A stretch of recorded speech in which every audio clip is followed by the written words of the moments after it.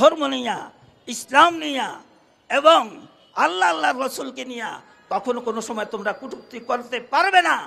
পারলে সেটার দাঁত ভাঙা জবাব আমরা দিব ইনশাআল্লাহ। ইসলাম শান্তির ধর্ম, ইসলাম শান্তি চায়, কিন্তু ভারত হিন্দু, বৌদ্ধ, খ্রিস্টান তথা এক কথায় অমুসলিম বেদিন সকল সব সময় সাম্প্রদায়িক দাঙ্গা সৃষ্টি করতে চায়। কিন্তু আমরা দেখেন মুসলমান সাম্প্রদায়িক সম্প্রীতি বজায় রাখে চলতেছেন। এর জ্বলন্ত প্রমাণ 5 তারিখের পর আলেম ওলামা মাদ্রাসার ছাত্ররা মন্দির পাহারা দিয়েছে, হিন্দুদের ব্যবসা বাণিজ্য প্রতিষ্ঠান পাহারা দিয়েছে। তাদেরকে আমরা একবারে জামাই আদরে বাংলাদেশে তারা আমাদের রাখছি। তাদেরকে যা কিছু বিচ্ছিন্ন ঘটনা ঘটছে সেই আওয়ামী সন্ত্রাসীরা করেছে। আলেম ওলামা শান্তিকামী মানুষ কেহ করে নাই। কিন্তু অত্যন্ত দুঃখের বিষয় যে ভারত কিছুদিন পর পর ইসলামের উপর, মুসলমানের উপর, আল্লাহর নবীর উপর আঘাত করছে। মুসলমান, বিশ্বের মুসলমান কখনো এইগুলা বরদাস্ত করবে না, করবে না ইনশাআল্লাহ।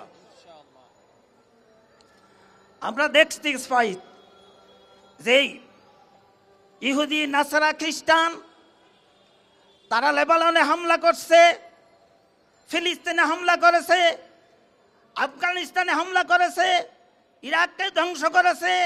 সন্ত্রাসী কার্যকর্ম বেদিন, ইহুদি, নাসারা, খ্রিস্টান, ইহুদি, বৌদ্ধ, খ্রিস্টান, নাস্তিক, মোরতাদ এবং হিন্দুরাই করতে চায় এবং করছে। আমরা শান্তিকামী, আমরা সব কিছু বরদাস্ত করতেছি। বন্যা দিয়ে বাংলাদেশের 11টা জেলাকে ভাসাইয়ে দিয়েছে, হাসিনা সরকারকে মদত দিয়েছে। যত অপকর্ম করেছে হাসিনা সরকার, এর জন্য হাসিনা যেরকম দায়ী, ভারত সরকার এরকম দায়ী। কারণ অন্যায়কারী, অন্যায়ের মদতদাতা দুজন সমপরিমাণ দোষী, এবং হাসিনা যেরকম দোষী তার সমপরিমাণ দোষী হইল ভারত। কিন্তু আমরা সব কিছু সাথ দিতে পারি। আল্লাহর রসুলের বিরুদ্ধে কটাক্ষ করবে, আল্লাহর রসুলের মান সম্মান নিয়া সিনিমিনি করবে, মুসলমান ঘরে বৈশা থাকতে পারে না। এই জন্য আমি আল্লাহর রসুল যেই নির্দেশ দিয়েছেন, যারা নাকি আল্লাহর রসুলের সম্মান হানি করবে তাদের সর্বোচ্চ আইন, তাদের সর্বোচ্চ শাস্তি হলো মৃত্যুদণ্ড। এই মৃত্যুদণ্ড কার্যকারী করতে হবে। ভারতের ওই 2 কুলাঙ্গারকে বিচারের মুখোমুখি করে তাদেরকে ইসলামের যেই আইন, আল্লাহ রসুলের যেই আইন, সর্বোচ্চ আইন মৃত্যুদণ্ড কার্য করে সারা বিশ্বের মুসলমানের কলিজার আগুনকে নিবেইতে হবে। এই জন্য আমি ভারত সরকারকে সেই দাবি জানাই, আমাদের অন্তর্বর্তীকালীন সরকারকেও আমি সেই দাবি জানাই।